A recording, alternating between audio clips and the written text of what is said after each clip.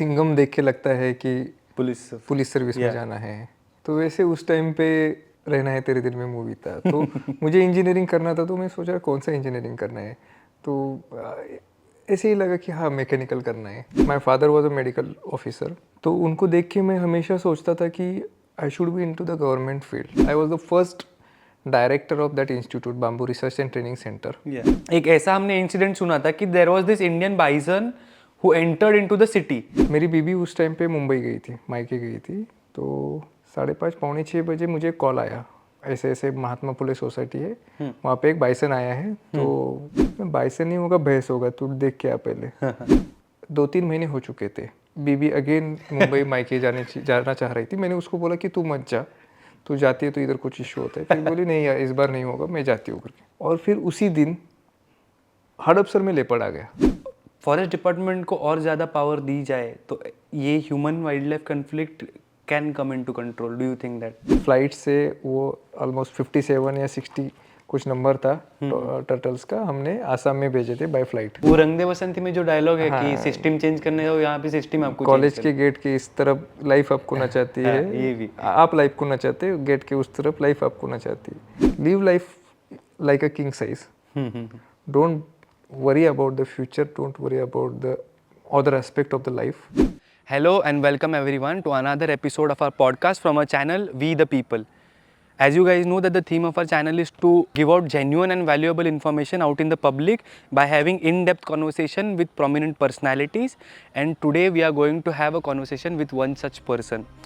As you guys might know that Indian administrative service, Indian police services, the revenue services are into mainstream, but people don't know much about the Indian forest services. We are going to have a conversation today with Mr. Rahul Patil, an IFS officer from Maharashtra cadre, 2014 batch, and we are going to get to know many things about him, about bureaucracy, about forests and many other things. So let's get to it.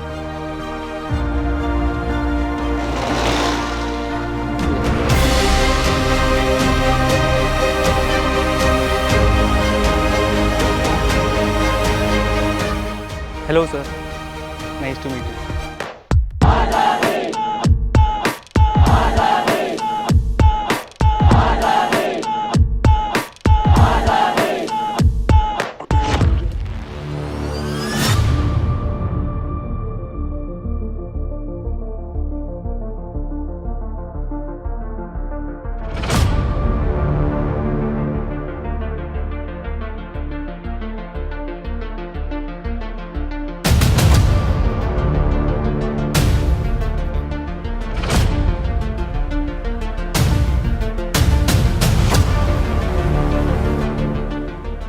Hello sir, good evening, and let me just, before we start with the question and answers, let me just say that I am really glad that this is finally happening. Like, you will know why I am saying this, because we had to schedule it after like for so many times, and I am very glad that we are finally sitting down and having this conversation, and I am very glad that you've joined us for this. And firstly, I would just like to ask you that how are you doing? How is everything with you?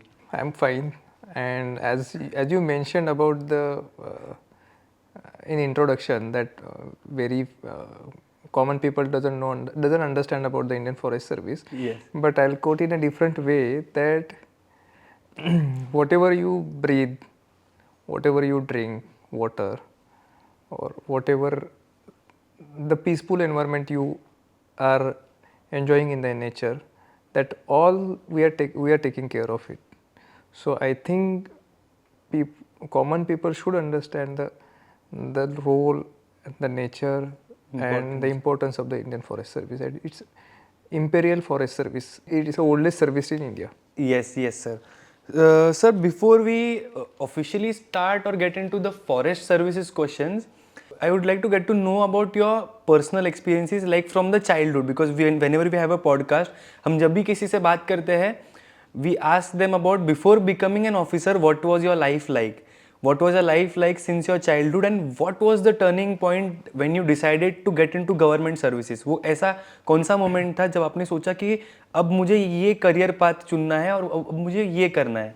Actually क्या रहता है कि कोई भी career path हम चुनते हैं तो मुझे लगता है कि जब इंजीनियरिंग करने के बाद जॉब नहीं मिलता है तो लोग सर्विस यूपीएससी सिविल सर्विसेज का भी सोच सकते हैं। जोक्स अपार्ट, ऐसा नहीं है, लेकिन from childhood my father was a medical officer and मैं उनको देखता था हमेशा कि ही always into the medical services for the poor people in the rural areas, and he almost spent his all the tenure and the career in rural areas. तो उनको देख के मैं हमेशा सोचता था कि I should be into the government field, and मुझे लगता था कि एक ऐसा फील्ड है जहाँ पे आपको जॉब सेटिस्फेक्शन अलग लेवल का मिल सकता है। Maybe salary maybe the constant, but the services you are going to give for the public, which will no field which will give this type of opportunity in your career. So जब भी मैं engineering कर रहा था, उसके पहले भी 11th-12th में मैं I was in Vivekananda college Kolhapur हाँ, तो तब भी हमेशा मैं सोचता था कि इनटू द साइंस बैकग्राउंड से हूँ मैं, तो मुझे हमेशा लगता था कि मेरा जो करियर रहेगा वो मुझे सोशल सेक्टर में करना है, तो लोगों के लिए काम करना है। तो हमेशा से वो ड्रीम लेके मैं चलता था। और जैसे कि हमारे फैमिली बैकग्राउंड में I belong to the village called Bilashi, and which is having a historical importance in independence of the Indian independence history. हाँ, so 1938 was Jungle Satyagraha was taken place in our village, and तो मुझे लगता था कि वो एक background हमारे गांव को था। And in civil services also from my institute, और you can say from my education institute, almost more than 20 officers have been selected for UPSC from your village, from the institute, education institute. And from my village, almost including me, 3 of us have been selected for UPSC. So even my batchmate was also selected at the same time I was selected. So मुझे लगता था कि ये जो background create हुआ दिमाग में कि कोई मेरे साथ वाला या मेरे आगे वाला ये कुछ कर रहा है, और उनकी हमेशा उनको देख के मुझे लगता था कि ये मुझे करना है। We should not quote it, but कुछ चीज़ें ड्राइव करने के लिए, जैसे एक सोशल फैक्टर भी है, एक सोशल एंगल भी है कि वहाँ पे जो सर्विस करना है मुझे। उसके साथ ही एक अलग एंगल भी था कि जब वो आते थे तो उनको जो समाज में, हमारे गांव में उनको जो रिस्पेक्ट मिलता था, वो देख के मुझे भी लगता था कि मुझे भी ऐसा कुछ करना है लाइफ में। एंड पापा का सर्विस देख के भी लगता था कि पापा was always in the service mode for the rural patients and all. So वो देख के भी मुझे लगता था कि we should be in the government system. As you said, you are an engineer, so one thing we got to know about it, and I thought I would ask it or not, that आपने mechanical engineering choose की, you got inspired from Maddie from रहना है तेरे दिल में, because you had to do mechanical engineering. You don't ask how we got to know this, but yeah, is this true and what is it? आप उसके बारे में क्या बता सकते हैं? नहीं, क्या होता है कि 12th में एग्ज़ाम दे रहा था, और वो बहुत सारी हमारा जो हर एक का पाथ रहता है, मुझे लगता है it is driven by many movies, you can say. तो कभी कभी जैसे कि we should not quote it, but कोई अगर सिंघम देख के लगता है कि पुलिस सर्विस में जाना है, तो वैसे उस टाइम पे रहना है तेरे दिल में मूवी था। तो मुझे इंजीनियरिंग करना था, तो मैं सोचा कौन सा इंजीनियरिंग करना है, तो ऐसे ही लगा कि हाँ मैकेनिकल करना है। तो मुझे वो डायलॉग याद था कि मैकेनिकल इंजीनियरिंग में फायर होती है। Yes, it's a very famous movie and a famous dialogue. But was it that easy that you decided this? ये मैंने देखा है, ये मुझे करना है और ये मैं कर लूँगा, और वो मिल भी गया है. So what was the struggle behind it? Or was there any struggle at all? For mechanical engineering? Yeah. Or anything Yes. at all till mechanical engineering? What happened, in 12th I scored, you can say at that time there was a CET, first time was introduced in 2003 for engineering. तो मुझे उस time पे CET के जो marks थे almost 160 plus थे। तो मुझे अच्छा कॉलेज मिल जाता अगर दूसरा ब्रांच, मेरा भी कॉलेज बेस्ट ही था, तो दूसरी ब्रांच अगर लेता तो मुझे डिफरेंट कॉलेज में मिल जाता। लेकिन मैंने ऑप्शंस जो डाले थे सभी मैकेनिकल इंजीनियरिंग के कॉलेजेस के डाले थे, बाद में दूसरा कोई ऑप्शन ही नहीं डाला था। अच्छा। एंड देन मुझे किसी ने बोला, मतलब आई वॉज अवेयर दैट कि SSPMS मेरा जो कॉलेज है उसका मैकेनिकल अच्छा था, तो I got selected in that college. Okay. But struggle was like कि मेरा 12th का बहुत मेहनत किया मैंने, ऐसे नहीं किया ऐसे नहीं है, क्योंकि 11th में एक थोड़ा सा एक बैड पैच आया था एग्ज़ाम को लेके। थोड़ा सा 10th के बाद अगर हम जाते हैं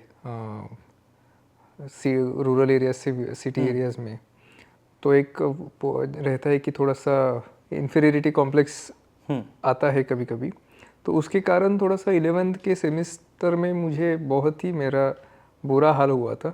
I got to know that you did not go to college in 11th, like you hardly went into हाँ, 11th and attended any classes. हाँ, I was in that wrestling mode. I was Okay. doing wrestling, so I was in that mode. तो 11th में थोड़ा issue आया था, लेकिन फिर मैंने थोड़ा सा 12th के कुछ इंसिडेंट्स हो गए 11th में, तो मैंने बहुत पढ़ाई तो की उस टाइम पे, स्कोर भी अच्छा था 12th का, इंजीनियरिंग का 12th का हमारे टाइम में PCM ग्रुप था, ग्रुप्स के भी मार्क्स अच्छे थे। CET में अभी भी 160 is a good score first time, मतलब अच्छा स्कोर था इंजीनियरिंग के लिए, ठीक ठाक कॉलेज अच्छा सा मिल जाता इस टाइप का। तो स्ट्रगल वाज देयर, और थोड़ा पुणे ही सिलेक्ट करना था मुझे। Like we have heard your personal experience till engineering and after getting into services. While introducing you, I said about Indian Forest Services. It is neglected by the people. Like people don't have, not neglected, but उसके बारे में ज़्यादा knowledge नहीं है that it affects us in so many ways. And it is one of the backbone services we can call it of our country. But IFS से लेके एक सवाल मुझे ऐसे था जो कि मुझे एक एस्पिरेंट ने ही पूछा है, he is aspiring to become an IFS officer. So ऐसा है कि काफ़ी सारे लोग जो UPSC प्रिपेयर करते हैं, but their prime focus sometimes, like many of the times, is not IFS, the forest services for that say many people, most of the people choose IAS, IPS, Indian Foreign Services or Revenue Services for that matter. So why is this issue into aspirants, and why are people not attracted more towards the forest services, or do you think that is the case? I don't know. No, it's not like that, because if you see the common prelim was there in our time. So prelim was common for all the civil services and IFS also. Prelim exam का जो cut off था वो Indian forest service के लिए हमेशा ऊपर रहा है। Yes. So it is always a you can say most opted services, and it is, you can say, there are only 3 all India services in India. एक Indian Administrative Services, Indian Police Services, third one is Indian Forest Services. Other services are central services. Yeah. So if you say in a state or in a district who are the backbone of the district, then we can say all these 3 services officers are the backbone of the district who are serving for the district. You can say collector, SP and DCF. So these are the main services. हाँ. So regarding this, you become an IFS officer in 2014. I would like to come to your career path since then, your previous experiences and your postings. So you have served in Chandrapur, you have served in Pune, and now you are in Alibag as a DCF. So we have known you for a few months now. We met you a couple of times, my team and I. So there is this feeling that I got, and I have asked you this, that you feel better in Alibag, or you like to work in, like I have seen your post also that you wanted to work in a coastal zone. So what is it regarding Alibag that you like more than the other two postings, and what is the speciality of each one? I should not say that any posting I do like because of you can say place. I wanted to work in Alibag for mainly 2-3 reasons. I worked in Chandrapur. It was a different area. You can say it was a different expectation from the officer to work there. Like it is a you can say a rural area. Mostly people are dependent on the forest area. So मुझे लगता है कि चंद्रपुर में मेरा role अलग था. पुणे में, as you belong to Pune. Yeah. Pune में मेरा रोल अलग था. पुणे के बाद मुझे अलीबाग में definitely I wanted to work. because it has a coastal area, Yeah. it has a marine ecosystem, it has a mangrove ecosystem. Again, mainly it has all the types of forest, like it has a Matheran also. Then Matheran में अलग forest है. Then सुधागढ़ जैसा area है उसमें अलग forest है. And especially tribal population in the forest areas is also a challenge to work for them. So that all the aspect I wanted to work in my service career. I think Alibag में वो सब जो है, जैसे कि tribal population के लिए काम करने के लिए मुझे जो स्कोप है, I am working for them, that is a different, that attracts me much more than anything else. Then also you can say it is in a personal angle, the Alibag DCF bungalow is, you can say, the oldest bungalow in Maharashtra for the DCF, and it is 1870s bungalow, so you will feel like a royal feeling you can have. So, and sea facing bungalow that can also added advantage in the Alibag. One of the perks, you can say.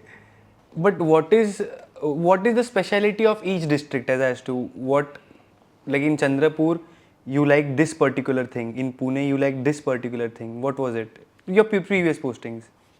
Chandrapur एक बहुत ही different experience रहा मेरे लिए. It was my first posting, and you can say when I was posted in that post, nobody was ready to take that challenge. No, previously I was the first director of that institute, Bamboo Research and Training Center. So जब मुझे post किया गया तो लोगों ने मुझे एक sympathetic call से, सिंपैथी देने के एंगल से कॉल किए कि तेरे साथ ऐसा कैसा हो गया ऐसे वगैरह. Then I joined that post. I have taken that challenge, like I should work for the institute. तो मैं रिव्यू लेने लगा तो मैंने देखा कि स्टाफ स्ट्रेंथ क्या है ऑफिस की. तो मैंने मेरे अकाउंटेंट को बुलाया कि बाबा कितने, चलो देखो कि कौन कौन कितने ऑफिस का एस्टेब्लिशमेंट कैसे है. ये सर कि आप हो सर. फिर पहले मैंने आप you are the director of the institute, आपके अंडर में एक अकाउंटेंट है, एक क्लर्क है, एक, मैंने बोला ये ऑफिस स्टाफ हो गया. Including me there are only two people working with me, and in field he said एक ग्राउंड ऑफिसर है और एक गार्ड है. So 5 people were there and एक प्यून था.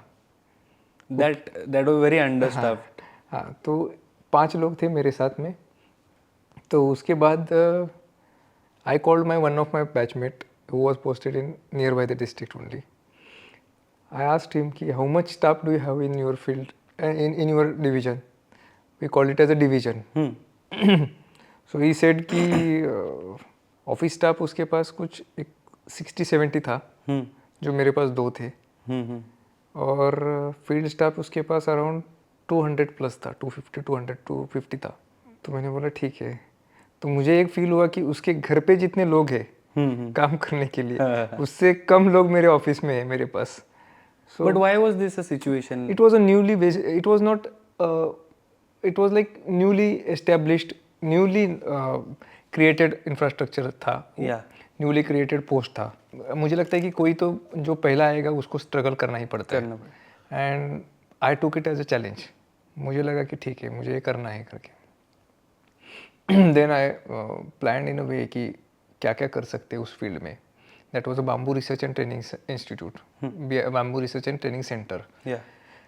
सो I asked my boss also कि मुझे थोड़ा स्टाफ स्ट्रेंथ चाहिए.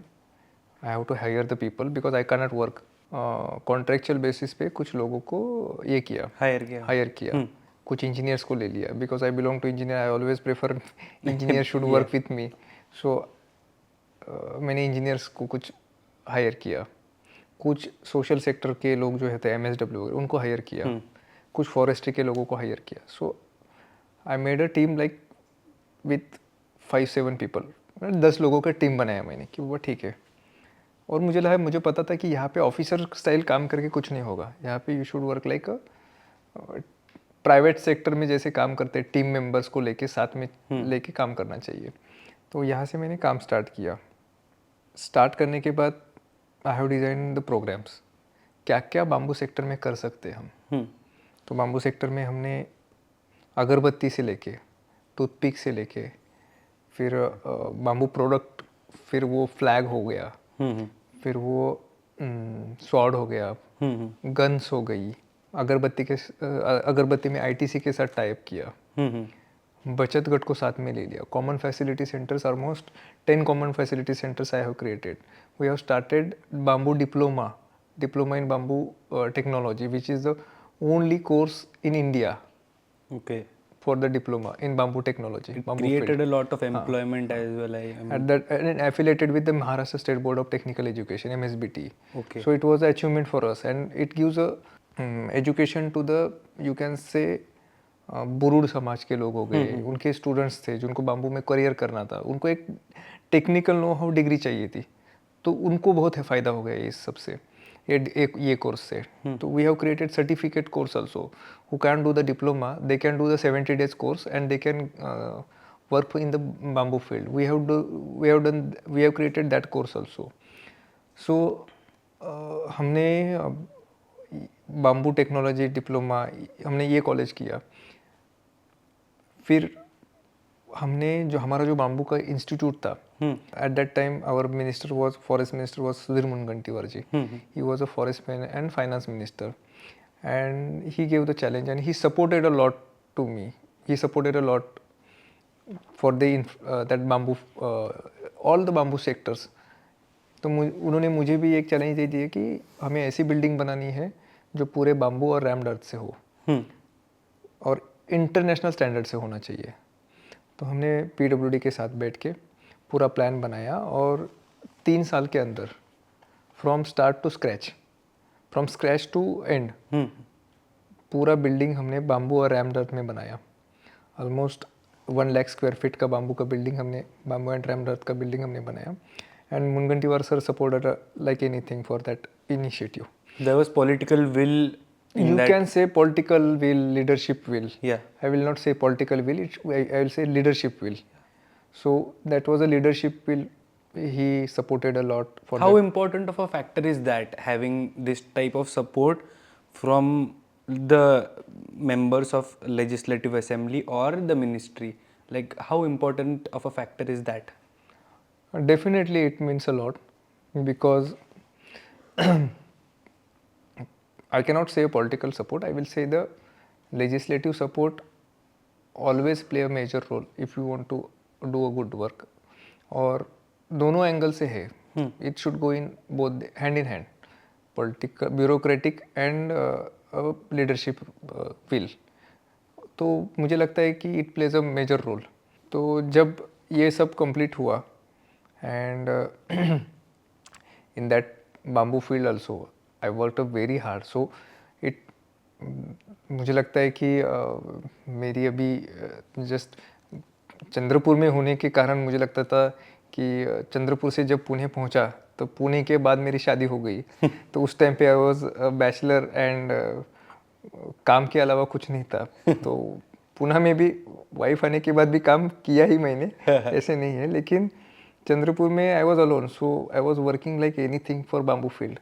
जब वहाँ से मेरा टेन्योर ख़त्म हो गया, और ख़त्म होने के बाद जब I was about to leave that place, जब मैं स्टार्ट में था तो मेरे पास जो 4 लोग थे, तो 4 के बाद मैंने बचत गट को इकट्ठा किया, महिला बचत गट को इकट्ठा किया। हमने बाम्बू को इतना प्रमोट किया वहाँ पे कि almost 30,000 woman were connected to me in the Chandrapur district, so directly, indirectly, and they were the beneficiaries of the bamboo field. जब मैं वहाँ से टेन्योर कंप्लीट करके निकल रहा था, तो I was just recall the old memories that 4 लोग जो थे मेरे साथ में, तो मुझे जब रिसीव सेंड ऑफ करने के लिए ऑलमोस्ट 200-250 महिलाएं आई थी बचत गट की, एंड वो सिर्फ ऑफिस के कैंपस तक नहीं आई, वो मेरे घर में आ गई, और घर में आने के बाद मुझे आज भी याद है कि उन्होंने रक्षाबंधन की जो राखी रहती है वो राखी मुझे गिफ्ट दे दी थी वहाँ पे घर पे आके, कि आपने हमारा 2-3 साल में हमारा घर बहुत अच्छा चला, हम फाइनेंशियली और सोशली स्टेबल हो गए ये सब चीज़ों के कारण।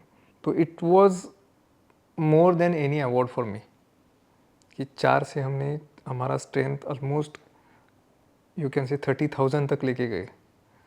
और by living that place I was very emotional, I was bit emotional कि बाबा जाना चाहिए क्या नहीं चाहिए। और पुणे पोस्टिंग मिला था, अच्छा पोस्टिंग मिला था, तो I was talking to my wife, shall we go to Pune or shall we stay here only? That type of a moment. But how important of a factor this is, I realized it when you told me कि award से बढ़ के ये होता है कि public से कैसा हमारा रिलेशन रहा है और क्या काम आपने किया है, वो कितना बड़ा अवार्ड होता है. There are certain things that I noticed about you when I met you for the first time in your office in Pune. There is this nameplate you have. Bamboo nameplate. Bamboo nameplate, and the theme of your office in your house in Pune, and the theme of your house in Alibag, the office in Alibag, it's all very forest oriented, or the theme entirely is of a forest. So what is regarding, and that nameplate, I have seen your pictures, it is since the beginning, I guess. So what is the story behind that nameplate? कैसे रहता है कि as a Indian forest service officer we try to teach the people, or we try to educate the people, to create awareness about the environment and the forest. हम लोगों को बोलते हैं कि how forest is important, how environment is important. तो लोगों को मार्गदर्शन करने के पहले हम खुद में वो बदल आना चाहिए, मुझे लगता है. अगर कुछ भी चीज़ अगर दिखावा होती है कि बाबा ये करो और खुद अगर हम वो फॉलो नहीं करते, वो तो ज़्यादा देर नहीं टिकती है. हाँ. तो मेरा ये मानना होता है कि हमेशा खुद से बदलाव शुरू करो. तो मैंने जो बाम्बू का नेमप्लेट, मेरे घर का बाम्बू का सोफ़ा सेट, देन बाम्बू के sword, all are made from that बचत गट. So they have made it and you have been using the same nameplate. Same nameplate, same bamboo sofa set, everything. That is Even really dining table वो from bamboo. एक leader है, forest service को लेके नहीं, forest विभाग को लेके उनका एक वाक्य है, आई लाइक्ड अ लॉट. तो मैं भी मेरे कभी कभी स्पीच में वो यूज़ करता हूँ. जब भी कोई मुझे मिलता है आपके जैसा जो बोलता है कि forest is not known for the public, तो मुझे लगता है कि वन विभाग जो होता आहे तो जन्मापासून, तुम्ही जन्माला आल्यानंतर तुम्हाला पाळण्यात ठेवताना सुद्धा लाकडाचा पाळणा असतो, तो आमच्या झाडापासून बनवलेला असतो. बरोबर. तुम्ही पहिला श्वास घेता तो आमच्या झाडाचा घेता, आणि तुम्ही मेल्यानंतर तुम्हाला ज्यावेळेस दहन केलं जातं ते सुद्धा आमच्या जळलेल्या लाकडापासूनच तुम्हाला दहन केलं जातं. त्यामुळं वन विभाग हे तुमच्या जन्मापासून मरणापर्यंत तुमच्या सोबत असतं. Okay. So in Hindi, from birth to death, आपका जन्म होता है तो आपको जिस झूले में डालते हैं वो भी वुडन का रहता है, लकड़ी का रहता है, वो लकड़ी हमारी फॉरेस्ट की रहती है. और जब आप मरते हो तो आपको दहन दिया जाता है, जलाया जाता है, वो लकड़ी से ही जलाया जाता है, वो भी वन विभाग की होती है. तो जन्म से लेके मृत्यु तक हमारा विभाग ही रहता है जो आपके साथ रहता है. और जो सांस लेते हैं आप, वो भी हमारी पेड़ों की बदौलत ही लेते हैं. यस. या so while talking about your services, आपने चंद्रपुर के बारे में बताया, BRTC के बारे में बताया, उसके बाद आपकी ट्रांसफ़र हुई पुणे में. Now as you said we belong to Pune, और हमने आपके बारे में तभी बहुत सुना था, बहुत पढ़ा था आपके बारे में, your initiatives, the things you did while you are in Pune. Encroachments निकालना हो, क्लीनलीनेस ड्राइव्स लेने हो, और कोविड के टाइम पे, वो भी कोविड के टाइम पे आपने बहुत कुछ किया था. So while you are in Pune, एक ऐसा हमने इंसिडेंट सुना था कि there was this Indian bison who entered into the city. एकदम बड़ा जानवर शहर के अंदर आया है, और उसका क्या एक किस्सा था, आप बता रहे थे उसके बारे में, आप you can tell us. Pune में ज्वाइन होने के बाद 2 महीने हुए थे मुझे. मेरी बीबी उस टाइम पे मुंबई गई थी, मायके गई थी. तो 5:30 पौने 6 बजे मुझे कॉल आया मेरे RFO का कि सर ऐसे ऐसे महात्मा फुले सोसाइटी है, वहाँ पे एक बाइसन आया है। तो मैंने बोला क्या आया है? तो बोला बाइसन आया है। बाइसन नहीं होगा, भैंस होगा, तू देख के आ पहले। बाइसन पुणे में कैसे आ सकते हैं? पिछले 50 सालों में नहीं आया, 25 सालों में तो मैंने सुना नहीं पुणे में बाइसन आया करके। तो बोला सर मैं देख के आता हूँ, फोटो तो बाइसन की लग रही, मैं देख के आता हूँ करके। तो मैंने तब तक सीनियर्स को कम्युनिकेट नहीं किया था। 7-7:30 बजे उसका 7-7:15 बजे फिर कॉल आया, सर बाइसन ही है, मैंने फ़ोटो भेजे आपके मोबाइल पे।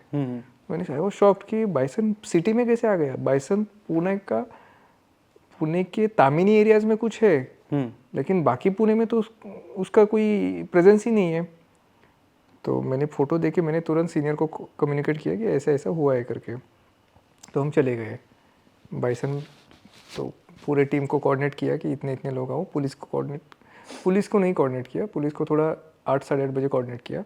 तब तक हम चले गए, डिस्ट्रिक्ट एडमिनिस्ट्रेशन को कॉल किया, पुलिस को कॉल किया। फिर हमने देखा तो बाइसन बैठा था। तो मैंने 2 रेस्क्यू टीम लगाई जो ट्रैंक्विलाइज कर सकते और बाइसन को पकड़ सकते। हम पूरे वैन वगैरह बंदोबस्त कर दिया, सर ये सब कर दिया। ये पुणे में बाइसन आया है करके सुन जैसे ही न्यूज़ फैल गई, कम से कम जैसे हम सर्कस का जोकर देखते हैं, वैसे लोग महात्मा फुले सोसाइटी में इकट्ठा हो गए। मुझे समझ में नहीं आ रहा था लोगों को क्या हुआ है, बाइसन देखने के लिए लोग इतने क्यों आ गए करके। तो फिर देखा तो बाइसन एक कंपाउंड के अंदर था। तो ट्रैंक्विलाइज करने की परमिशन हमने मांग ली। तो हमने ट्रैंक्विलाइज करने की कोशिश की। तभी वो बाइसन कूद के, कंपाउंड का हाइट था ऑलमोस्ट 6-7 फीट, वो कूद के बाइसन आ गया बाहर। सामने लोग ने थोड़ा जगह दे दिया, उसमें से वो भागते भागते बाइसन महात्मा फुले सोसाइटी से बाहर निकलने लगा towards that main road, Kothrud वाला डेपो वाला रोड है ना, वहाँ पे। तो आगे सिग्नल, मैं सोचा अगर इस बाइसन ने लेफ्ट मारा तो ये जाएगा डेक्कन पे। तो मैं वही देख रहा था कि अभी करे तो करे क्या। फिर फॉर्चुनेटली कोई इंजरी नहीं हुई, किसी को कुछ लगा नहीं। बाइसन आगे दौड़ रहे, उसके पीछे पब्लिक दौड़ रहा है, उसके पीछे फॉरेस्ट डिपार्टमेंट टू व्हीलर पे, मैं टू व्हीलर पे बैठा हूँ, मेरा RFO टू व्हीलर पे बैठा है, कुछ गार्ड दौड़ रहे। ऐसी परिस्थिति, क्योंकि हमें पता ही नहीं था बाइसन आने के बाद करना क्या है। It was the first time in Pune. So आगे मुझे लगा कि fortunately you just imagine bison दौड़ रहे सिग्नल पे, सिग्नल की लाल लाइट लगी हुई है और बाइसन बीच में से आराम से दौड़ रहे, गाड़ियाँ नहीं है, कुछ नहीं है। ट्रैफिक हवलदार उसकी तरफ देख रहे हैं कि ये क्या आ गया बीच में। तो पीछे से हम पब्लिक दौड़ रहे। फिर वो महात्मा फुले का ये क्रॉस करके बाइसन वहाँ पे गया। फिर वहाँ पे जाने के बाद फिर वहाँ पे पब्लिक इकट्ठा हो गई। वो पूरा जो सिग्नल का पब्लिक था, वो पूरा सिग्नल का पब्लिक बाइसन के पीछे, फिर वो पुराना पब्लिक, ऐसे करके almost more than 1000 people were gathered in around that bison. So bison को कैप्चर करना अलग टास्क हो गया, पब्लिक को मैनेज करना अलग टास्क हो गया। सो पुलिस वेयर देयर, बट लोगों को क्या हुआ था पता नहीं। लोग ऐसे जैसा एक ठीक है, वी कैन अंडरस्टैंड, टाइगर आया है देख रहे हैं, लेपर्ड आया है देख रहे हैं, बाइसन को देखने के लिए लोग इतने इकट्ठा होने लगे कि वो बाइसन भी एक एनिमल रहता है, उसको you can say he can not sustain the shocks. So वो शॉक में चला गया। उसके बाद फिर एक बार कूद के इधर आ गया, इस वो रोड क्रॉस करके। उस टाइम पे भी वो रेड सिग्नल, हमें समझ में नहीं आया चल क्या रहा है। वो आ रहा है, रेड सिग्नल लग रहा है, फिर वो क्रॉस कर रहा है, फिर इस साइड में आ गया, अगेन महात्मा फुले सोसाइटी के साइड में आ गया। फिर हमने ट्रैंक्विलाइज करने की कोशिश की, लेकिन वो इतना दौड़ चुका था बीच में, इधर उधर, ऑलमोस्ट उसका 4-5 किलोमीटर रनिंग हो गया था। अरे पब्लिक उसकी पीछा नहीं छोड़ रही थी। बीच में पब्लिक, उसके पीछे फॉरेस्ट डिपार्टमेंट, उसके पीछे उसके हमारे साथ पुलिस डिपार्टमेंट, ऐसा सब हो रहा था कोऑर्डिनेशन। लेकिन अनफॉर्चुनेटली हम ट्रैंक्विलाइज कर पाए उसको, लेकिन तब तक उसका जो ओवर एक्सर्शन के कारण उसका शॉक जो लगा, he couldn't sustain that and he was died. So एक वो इंसिडेंट था। हमने फिर अपना पूरा SOP चेक किया कि कैसे करना है, क्या करना है। ऐसा सिचुएशन आ गया तो मॉक ड्रिल किया बाद में कि इसके बाद अगर बाइसन आता है तो क्या करना है। पुलिस डिपार्टमेंट के साथ कोऑर्डिनेशन मीटिंग किया, रेवेन्यू डिपार्टमेंट के साथ कोऑर्डिनेशन मीटिंग किया, रेस्क्यू ऑपरेशंस के मॉक ड्रिल ले लिए। और बरोबर 15 दिन के बाद फिर मेरी बीबी मुंबई गई, फिर वो बाइसन आ गया। अरे मैंने उसको कॉल किया, भाई तू मत जा अभी मुंबई वगैरह, ये तू मुंबई जाती है वो बाइसन आ जाता है। तो फिर वो बाइसन आ गया, फिर हम गए बाइसन पकड़ने। उस टाइम पे हमने देखा कि हाँ बाइसन था, वो HEMRL के गेट के अंदर उस साइड पे। हमने उस टाइम पे एक थोड़ा सा जो रहता है कि सीनियर्स को इस टाइम पे कम इन्वॉल्व किया। मैंने बोला इस टाइम पे पूरा हम सुनेंगे नीचे वाले स्टाफ का, क्योंकि जो ग्राउंड स्टाफ रहता है they will give you the proper information कि क्या करना चाहिए। तो हमारे सीनियर्स बोल रहे थे ट्रैंकुलाइज करना है करके, तो हमने बोलेंगे हम ट्रैंकुलाइज नहीं करेंगे, क्योंकि वो it was not a good attempt. Tranquillise करेंगे तो हाईवे साइड में था, वो हाईवे पे चला गया कि कोई रोड एक्सीडेंट हो गया तो बहुत बड़ा इशू हो जाता। फिर हमने ग्राउंड स्टाफ का ओपिनियन लिया, सबका मीटिंग लिया, वो बोले कि ट्रैंकुलाइज नहीं करेंगे, will try to do it in a different way. तो यू कैंट इमेजिन कि कभी कभी जो फील्ड स्टाफ रहता है हमारा वो इतना होशियार रहता है, वो शुड मतलब जो हमारा वन मजूर जो बता सकता है वो एक DCF भी नहीं बता सकता। वैसा मुझे एक्सपीरियंस हुआ। उन्होंने बोला कि सर कुछ नहीं, हम क्या करेंगे, इसको कॉर्डन ऑफ करेंगे, ये जहाँ पे खड़ा है एक फनेल शेप उसको ये बना देंगे, फनेल शेप उसको एक पाथ बना देंगे, जैसे हम एक उसके डायरेक्ट करेंगे उसको। तो वो भी क्या किया हमने, एक वाइट कपड़ा लिया, वाइट कपड़े से पूरा फनेल शेप ऑलमोस्ट 2 किलोमीटर हमने बना दिया। एक साधारण एक अराउंड 2 मीटर विड्थ का और 4 किलोमीटर 3 किलोमीटर एक ऐसा ट्रैक बना दिया। यू कांट इमेजिन, रात के 10 साढ़े 10 बजे वो बाइसन उसी ट्रैक से ऊपर गया जंगल में।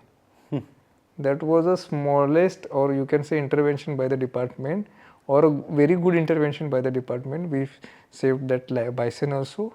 No public gathering, nothing, no injury at all, no nuisance at all. no nuisance at all. लेकिन उस टाइम पे भी पब्लिक इतना इकट्ठा हुआ था।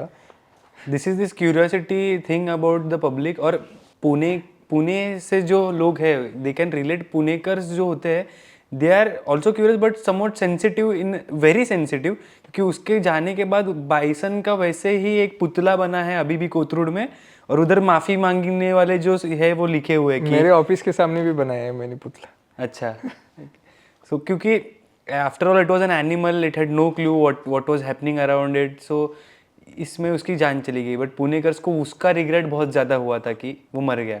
बाइसन से कनेक्टेड ही ऐसा एक सवाल था, because we are talking about it. एक अभी हम लोग अगर देखेंगे जुन्नर साइड, या फिर in Mumbai Aarey forest side, या फिर in India if you consider the Sundarbans और many other location such as this, इसमें ह्यूमन और वाइल्ड लाइफ का कॉन्फ्लिक्ट होता है।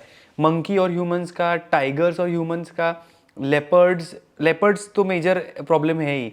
तो ये ह्यूमन और जो वाइल्ड लाइफ कॉन्फ्लिक्ट है, इसकी मेन प्रॉब्लम क्या है? Is it because of deforestation, is it because of horizontal expansion of the cities, and what are your views about this human and wildlife conflict? अभी जो आपने बताया कि leopard के बारे में, मैन एनिमल कॉन्फ्लिक्ट के बारे में, I will tell you briefly कि वो क्यों ऐसे इश्यूज आ रहे हैं। Meanwhile again the same incident और same issue happened in Pune also. You're talking about Junnur, you're talking about RA colony, but after bison incident, second bison incident, 2-3 महीने हो चुके थे।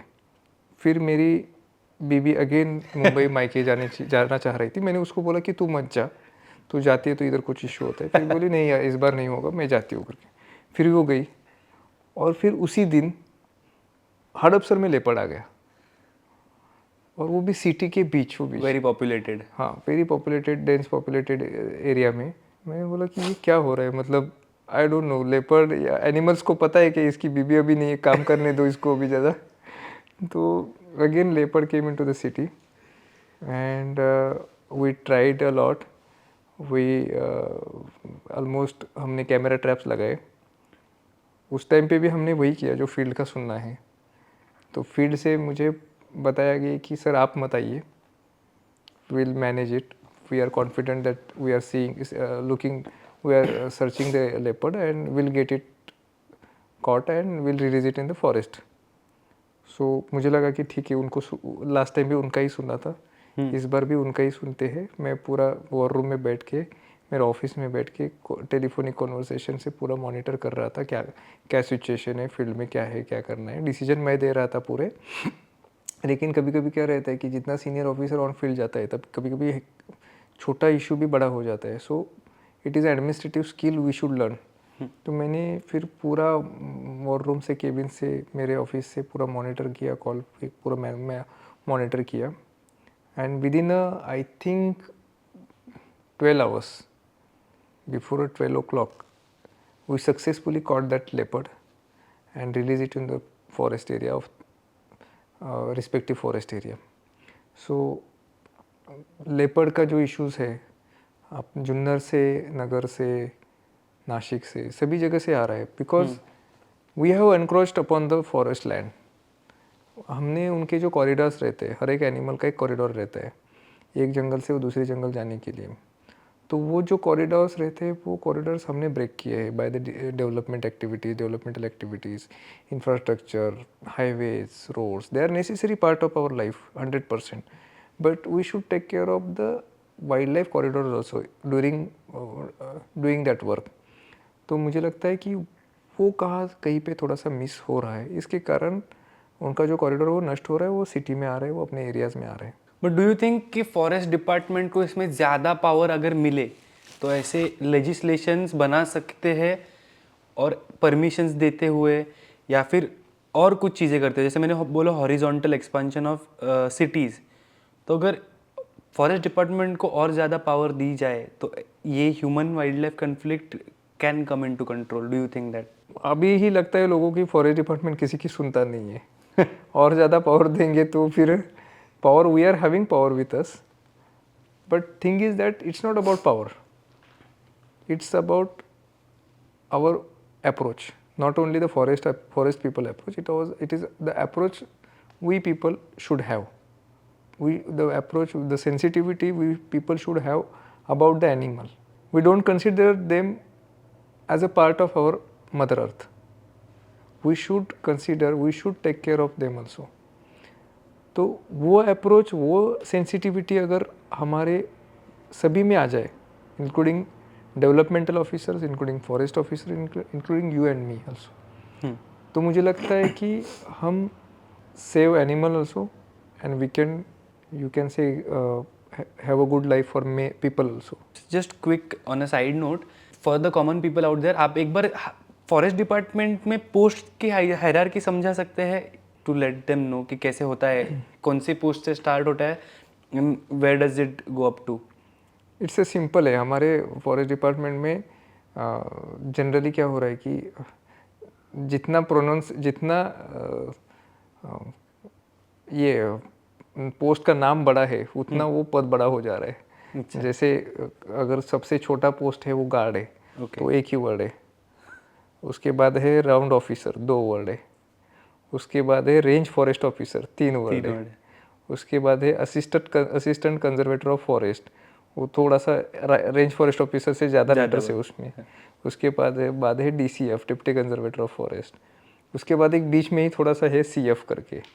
उसके बाद है CCF, chief conservator of forest. उसके बाद है additional PCCF, APCCF, additional principal chief conservator of forest. उसके बाद है principal chief conservator of forest. So this is the hierarchy. Yeah, so while researching about you, we got to know that you belong to a place called Battis Shirala in Maharashtra, which is in Sangli. So वहाँ के हमने बहुत सारे ऐसे incidents सुने कि वहाँ पे नाग पंचमी की यात्रा निकलती है, जिसमें they have people have real snakes, उसका इस्तेमाल किया जाता है, यात्रा होती है, उनकी पूजा होती है. You belong to that very village and forest department doesn't allow such things to happen. और एज अ फॉरेस्टर आपके क्या व्यूज़ है इस बारे में? जब मैं शिराला में जाता हूँ तो मैं शिरालकर होता हूँ. जब मैं अलीबाग में आता हूँ तो मैं अलीबाग फॉरेस्ट ऑफिसर रहता हूँ. जब एक्चुअली क्या होता है कि वहाँ जाने के बाद मुझे वही करना पड़ता है. हर लोग मुझे आते हैं कि इनके ये हमारा पुराना प्रथा है, हमें ये उसको परमिशन मिलनी चाहिए, ये सब उसको ट्रेडिशनल उनको एंगल था, तो उनको समझाना पड़ता है कि नहीं ये गलत है. एट द सेम टाइम उनकी भी भावनाएं रहती है, लेकिन अभी ऐसा इशू है कि दे हैव ऑल्सो अंडरस्टूड। तो कुछ इश्यूज रहते हैं वहाँ पे। लोग जो नागों की पूजा करते थे, स्नेक की पूजा करते थे, वो अभी बंद हो गए हैं। अभी दे हैव लाइक स्टैचू की जो है पूजा करने लगे हैं। और it was a major task when I was selected.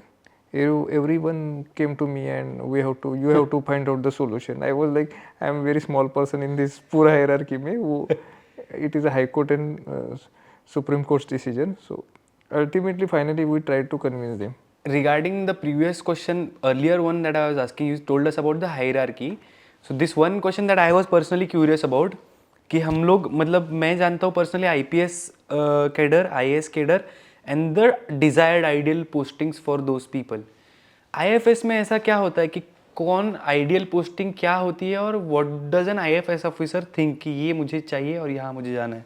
I'll counter you in a different way. I don't think so कि कोई IAS या IPS बना या IFS बना तो डिजायर्ड पोस्टिंग ऐसा अलग कोई चार्म रहता है। There are multiple factors. I told you in my first posting also. तो मुझे आप अगर ठीक है मेरा डिजायर पोस्टिंग रहेगा, अगर वो नहीं मिलता है जो मिलता है वहाँ पे you should deliver. That should be the ideology, that should be the approach I think. Regarding the tribal things, that question also I want to add one thing to it कि ट्राइबल्स के साथ अपन इतना काम करते हैं but forest department tribals से क्या सीखता है? What special things does the tribal people know? Because वो हज़ारों सालों से वहाँ रहते आ रहे हैं, उनके कुछ कल्चरल एस्पेक्ट से, ट्रेडिशन से, फॉरेस्ट डिपार्टमेंट उनसे क्या सीखता है? Have you heard about the traditional knowledge concept, that TKTL, traditional knowledge initiative taken by the government of India? तो जो traditional knowledge about the forest, trees and the wildlife tribal people are having, तो मुझे लगता है कि that was the aspect we are learning from them. तो वो जो है कि हर चीज़ों में पेड़ों के बारे में हो गया, वन्य जीवों के बारे में हो गया, they are having more knowledge than us I feel. So we should and we are trying to correlate or we are trying to you can say coordinate with them for this knowledge. तो हम वो सीखते हैं उनसे कि Another thing about forest, when we talk about your role as an officer in the forest department, जब आपने पुणे में भी काम किया था, one thing I heard about was you catching some smugglers जो एक sperm whale की उल्टी बेच रहे थे। तो ये जो पोचिंग होती है, the most poached animal as we say is a pangolin who is poached for its scales, जो कि मिथ्स है बहुत जगह पे, उसकी स्केल्स जो होती है वो मेडिसिनल यूजेस होते हैं उसके, और वेल की उल्टी से कुछ इंसेंस ये स्टिक्स एंड ऑल बनाते हैं, वो भी मेडिसिनल होता है। ऐसे अलग अलग एनिमल्स की जो पोचिंग होती है उसके बारे में फॉरेस्ट डिपार्टमेंट कैसे डील कर रहा है अभी, उसकी क्या सिचुएशन है and how is it improving और is it improving at all? So उसके बारे में आप क्या कहना चाहेंगे? हाँ, कुछ चीज़ों के मेडिसिनल वैल्यू है, उसके लिए पोचिंग हो जाती है, लेकिन मुझे लगता है कि कुछ जैसे आपने बताया मिथ चीज़ों का है, पेंगोलिन हो गया या ये सब चीज़ों पे, तो उसके कारण हमने भी आरोपियों को पकड़ा, हमने भी गुनहगारों को पकड़ा जो तस्करी कर रहे हैं, जो on ground on field kill कर रहे हैं एनिमल को। लेकिन they are not the only you can say criminal for the wildlife. The real criminal we should find out, we should track the forward linkages where it is sold. So मुझे लगता है कि वहाँ पे थोड़ा काम करने की ज़रूरत है। जैसे अगर वो व्हेल की उल्टी है, उसको इतना डिमांड आ जाता है या फेक डिमांड है, we should analyze that situation and we should convey to the people कि बाबा ये इसको डिमांड है या नहीं है, और एक्चुअली क्या हो रहा है वो लोगों तक पहुँचाना ज़रूरी है। जैसे कि कुछ मार्केट में टॉर्टोइज की स्मगलिंग होती है, टर्टल की स्मगलिंग होती है। दे आर लाइक कि ये घर में रख के पैसा मिलेगा वगैरह। तो ऐसा अगर घर में रख के, कछुआ घर में रख के अगर आपको पैसा मिलने लगा तो हर कोई करेगा। ये लोगों को समझाना पड़ेगा हमें कि ऐसा नहीं होता है कि बाबा ये सब चीज़ों से पैसा नहीं कमा सकते हम। आपने फ्लाइट से टर्टल्स भेजे थे आसाम, ऐसा मैंने कहीं पे पढ़ा था। What was that incident? Actually that turtle was I think that was caught like this only। कुछ आरोपियों के साथ पुराने ऑफिसर्स ने ये किए थे, पकड़े थे। वो टर्टल्स बहुत कुछ सालों से हमारे पास पड़े थे। तो we have identified that turtle belong to the Assam and around the area. So हमने उन ऑफिसर्स को कोऑर्डिनेट किया कि ये आपके एरिया के हैं, मुझे लगता है कि इनको आपके एरिया में छोड़ना चाहिए करके।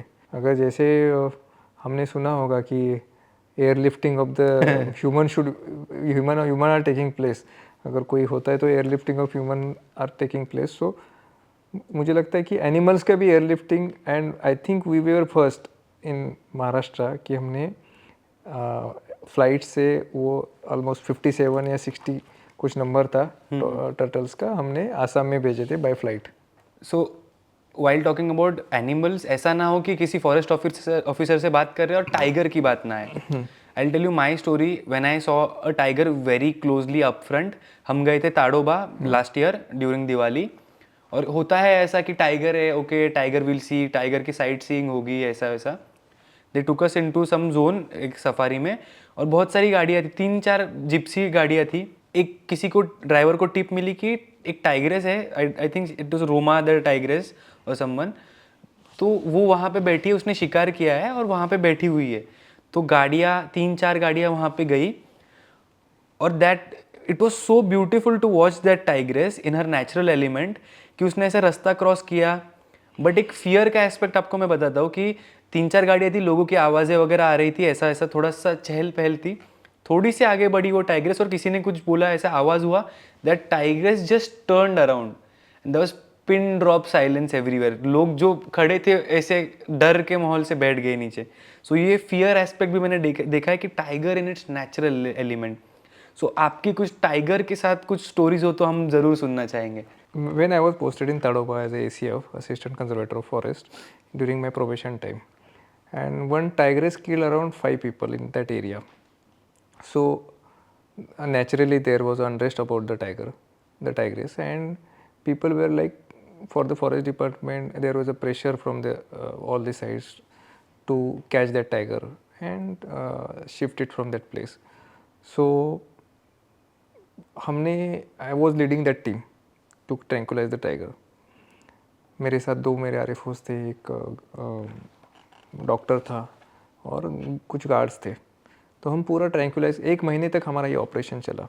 तो एक छोटा सा इंसिडेंट मैं आपको बताता हूँ कि कैसे रहता है। जैसे आपने वो फ्यूरेशियस एक्सपीरियंस आपका मेरे से डिस्कस किया, तो एक नदी का सूखा हुआ ये था, रिवर बेड था, तो उसमें वो टाइग्रेस बैठी थी और उसके एक साइड पे ऑलमोस्ट 41 लोग थे और दूसरे साइड पे ऑलमोस्ट 400 लोग थे।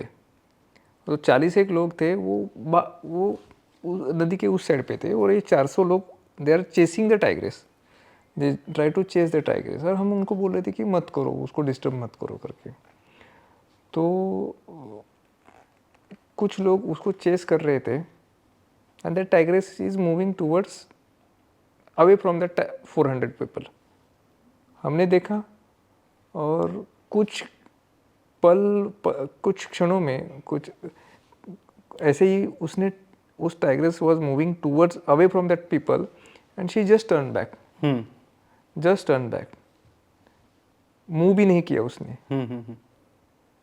That 400 people within a fraction of second there were no one was standing at that point, no one was standing there, सब भाग गए थे। कोई चप्पल गिर रहा था, कुछ गिर रहा था, ऐसे भाग गए। Just by the look of it, just she turn back. इतना magnificent, that's what my encounter was कि एक जस्ट ऐसा टर्न किया उसने और pin drop silence. I could still imagine what that scene was, क्योंकि इतना फ्रेश है वो मेरे माइंड में। जस्ट उसकी जो नज़र है टाइगर की, और लोगों में जो अपने आप जो देख रहे थे लोग, जो भी कभी टाइगर देखा नहीं, नेचुरल जो जू में वगैरह देखा होगा ठीक है, but there are open gypsies and all. If that tiger thinks कि इसको मुझे उठा के ले जाना है, तो there won't be even a seconds of hesitation, और कोई कुछ कर भी नहीं पाएगा। और हम लोग पूछ रहे थे, this is funny, like on the side note I am telling you, कि गार्ड से जो होते हैं जिप्सी चलाते हैं और उसके साथ जो गाइड होता है, उनसे पूछ रहे थे कि अगर हुआ अटैक तो क्या। तो नहीं नहीं ऐसा कभी हुआ ही नहीं है। मैंने बोला अरे अगर हुआ तो क्या? तो बोलते हमारे लिए हमारे पास कोई एसओपी नहीं है इसके लिए, जो होगा तब देखा जाएगा। I have known you since a couple of months और आपका एक फिटनेस रूटीन है। You go for running, you do certain things, you cycle, you jog and you were a wrestler, you said. So what is your current fitness routine and how do you manage it? Daily I go to the gym in the morning, and I do like running at least twice in a week, 5 kilometer, and it inspires me a lot. आप जब दौड़ते हो 5-5 kilometre दौड़ते हो तो बहुत कुछ मुझे फील होता है कि जो आपका स्ट्रेंथ रहता है, not only physical but mental strength मुझे फील होता है. और I do gyming a lot, मतलब every day I do 6 days in a week I do gyming. So मुझे लगता है कि बाकी सब आपको ये घर, ये गाड़ी, ये ऑफिस, ये तो चलता ही रहेगा लाइफ में. बट जैसे हम हमेशा मैं बोलता हूँ कि हमारा 2 व्हीलर रहता है. आप अभी 4 व्हीलर से आए हो, आपके पास 4 व्हीलर है, उसमें पेट्रोल डलवाते टाइम आप 100 बार सोचते हो कि ये स्पीड डालूँ या हाई स्पीड डालूँ या पावर डालूँ. उसको अगर कोई स्क्रैच आता है गाड़ी को तो आप तुरंत उसको टेंशन लेते कि इसको कैसे करूँ या क्या करूँ. और हमारे खुद की बॉडी जो उस गाड़ी से महंगी है उसका हम ख्याल नहीं करते. तो we should learn the things like हमें हमेशा अपनी खुद की जो not with respect to personality but physical हो गया या मेंटल हो गया, उसके ऊपर बहुत काम करना ज़रूरी होता है. And that is the only thing. अगर डीजल पेट्रोल डालते टाइम हम इतना सोचते तो खाते टाइम हम क्यों नहीं सोचते? एक्सरसाइज करते टाइम हम क्यों नहीं कर पाते? Yes. And sir, while talking to madam, I got to know about this thing. उन्होंने तभी भी कहा था, बाद में भी कहा कि राहुल सर ऐसी पर्सनालिटी है कि he manages everything. He manages his office life, he gives time to the family. You just have had a baby daughter, so you give time to the baby, you give time to everybody. So आप ये manage कैसे करते हो? Like time management, how do you do that? नहीं, वो आपको बताने के लिए था सिर्फ उसका. हाँ रियली?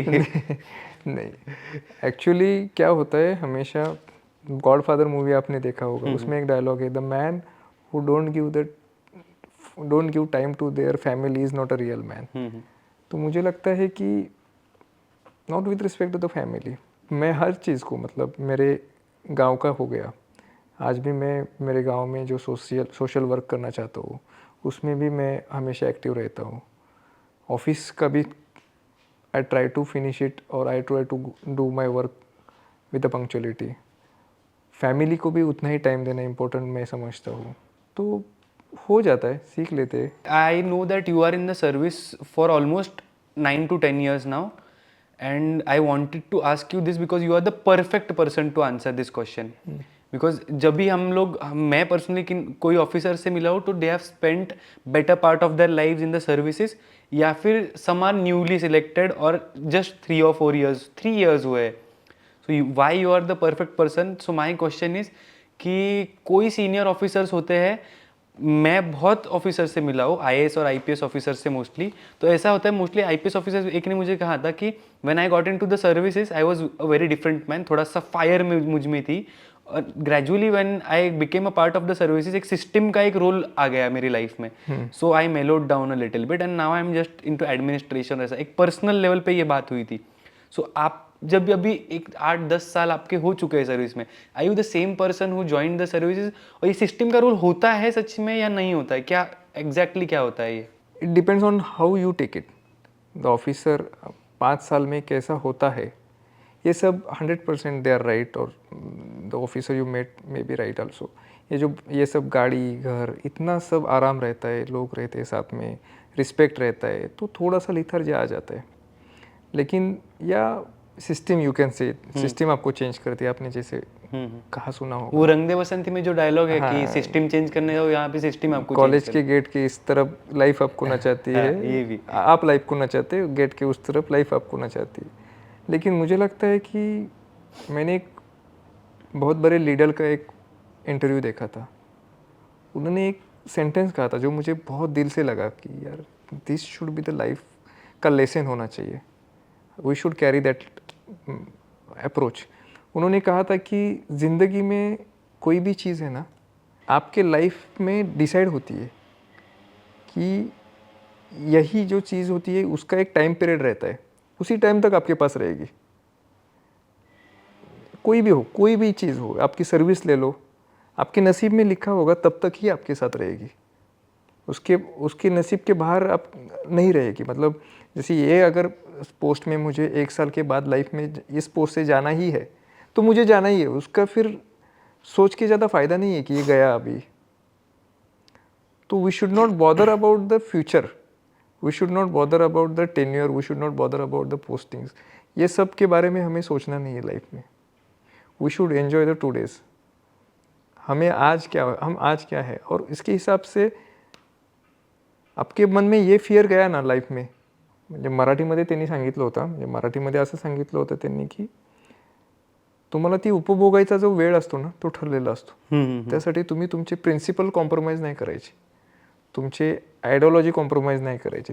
दुकान बंद करायची वेळ आली तरी चालेल। एका लीडरने एक सांगितलं होतं मोठ्या की आयुष्यामध्ये तुमच्या प्रत्येक गोष्टीची एक फेज तुमच्या आयुष्यात ती ठरलेली आहे, तोपर्यंतच ती मिळणार आहे। पोस्टिंग असेल, मग सर्व्हिस असेल, काही असेल, त्या गोष्टीचा उपभोग तोपर्यंतच तुम्ही घेऊ शकणार आहे। ती गेली की तिच्याबाबत विचार करायचा गरज नाही आहे तुम्हाला, किंवा दुसरी गोष्ट मिळणारी जी आहे तिच्याबाबत पण विचार करून उपयोग नाही जोपर्यंत ती तुमच्यापर्यंत येत नाही तोपर्यंत। आणि त्याच्यासाठी तुमचे प्रिन्सिपल्स, तुमची तत्व किंवा तुम्ही कॉम्प्रोमाइज करायला स्वतःची गरज नाही आहे। Live life like a king size. Don't worry about the future, don't worry about the you can say other aspect of the life. आज के टाइम पे जियो। तो मुझे लगता है कि आपके 30 साल के सर्विस के बाद भी you will feel same like joining, और you can say like a probationer. आपको वही स्पिरिट से आपको आगे जाना है कि सिस्टम कोई चेंज नहीं करती आपको, आप खुद चेंज हो जाते हो। Yes. On that note I would just want to say कि मैं आखिरी वाला ऐसे हम लोग सवाल पूछते हैं, कभी सोचते हैं कि वाइल एंडिंग सम इंटरव्यू और कुछ एक पूछे किसी को कि आपका क्या मैसेज होगा, यूथ के लिए क्या मैसेज होगा, बट आपके इसी आंसर में आपने सब कुछ कह दिया। और आई am glad that this finally happened, and I am glad कि इतने रीशेड्यूल के बाद, स्ट्रगल के बाद वगैरह ये finally set down, because I was going to start our introduction with this. आपने ऑफिस में हम लोग लास्ट टाइम मिले थे तो आपने कहा था कि यहाँ जो लिखा होगा तभी हो जाएगा। I remember that again and again. Last night also I remembered it कि कल तो होगा ही, और सर ने बोले यहाँ पे जो लिखा है ना वही होगा। And I am glad that we had this conversation, and thank you very much sir for your time. Thank you.